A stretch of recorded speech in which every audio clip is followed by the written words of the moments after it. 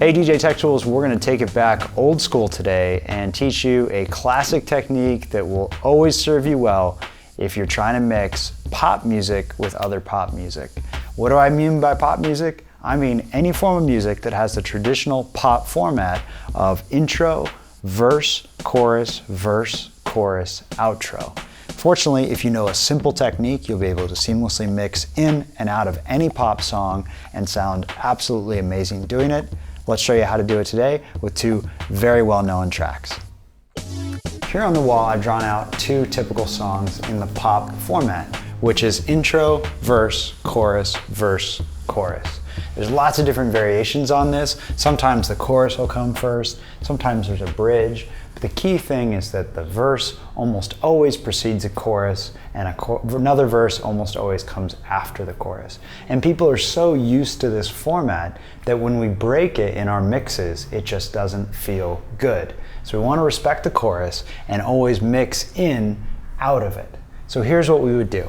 We've got our first song, and I've gone ahead and drawn these roughly equal to the lengths. So you'll notice that my intro is shorter than my verse, and my chorus is also shorter than my verse. Now, on my second song, I've got an even shorter intro. So you can see that the intro on my second song is half as long as the chorus.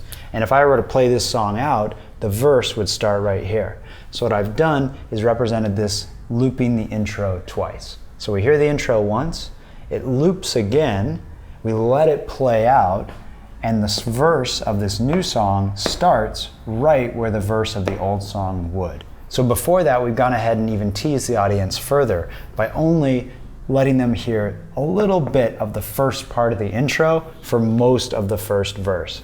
So we're hearing the song. Usually we wouldn't do this early in the song. We would do it later, maybe in the second verse, or even the third verse if it's a really, really popular track. In this case, it's just for example, so we're gonna start mixing in the first verse. We've got a loop running, and it's just a short little loop of the intro. It's continuing the loop. Then at the first chorus, we lengthen the loop. We can hear now the full intro. We might drop the bass on this track and let this track really stand out so people really hear, oh, that song I know is coming, and the two are working together. So this intro is working with this chorus. We let it loop one more time. We release the loop so the song plays out and fade out right here. So we would just fade this song out so we don't hear the second verse with the first verse. And that's the key thing here, is that you don't want to have voices conflicting with voices. So we wouldn't want verse 1 to be talking over verse 2, and we need to be totally out of the mix by this point. But we use the intro and extending the intro to give us a nice long mix where normally we would only have a short one. So now let's go back into the studio and show you what that's actually like in practice. All right, as we learned at the board, what we want to do is loop the intro of the new song over the chorus of the outgoing song. What I'm going to do is use a short loop at the beginning of that song to kind of tease at what might be coming without revealing the full phrase. So I'm going to shorten this loop up right here, and the second song I'm going to use is a very popular remix of The Pixies by Bass Nectar. In the first deck, we're going to use a super well-known hip-hop track where everybody knows the verse and the chorus, so you can follow along with the technique. Let's get that going on the left. What we're going to look for is the first verse and wait for the first chorus. So let's go ahead and let this play, kind of get into the song and really listen for what's happening right now. Right now we're in the intro, so we're definitely not ready to mix. I'm going to go ahead and filter out the Pixies track and gently bring it in, hinting at what's to come. In the crib, ma. Drop it like it's hot. Drop it like it's hot. Drop it like it's hot. When the pigs try to get at you, park it like it's hot. Park it like it's hot. Park it like it's hot. And if a nigga get an attitude, pop it like it's hot. Pop it like it's hot. Pop it like it's hot. I got the rollie on my arm and I'm pouring Chandon and my whole best weed 'cause I got it going on. That was the first chorus, and we missed our opportunity to mix.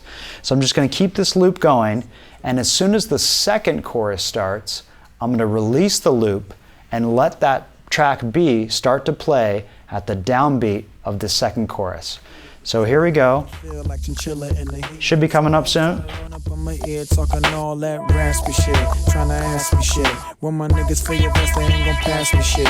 You should think about it, take a second. Matter of fact, you should take 4B and think before you fuck a little skateboard kid. When the pimp's in the crib, man, drop it like it's hot. Okay, so now I released the loop. Drop it like it's hot. We now know what the new song is, and we've got the intro playing over the chorus.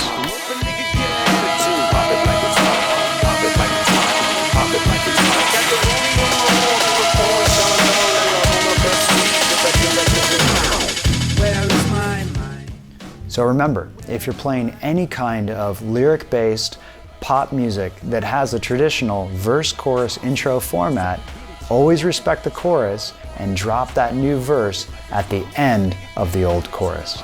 For more tips, tricks, and techniques just like this one, visit us on the web at djtechtools.com.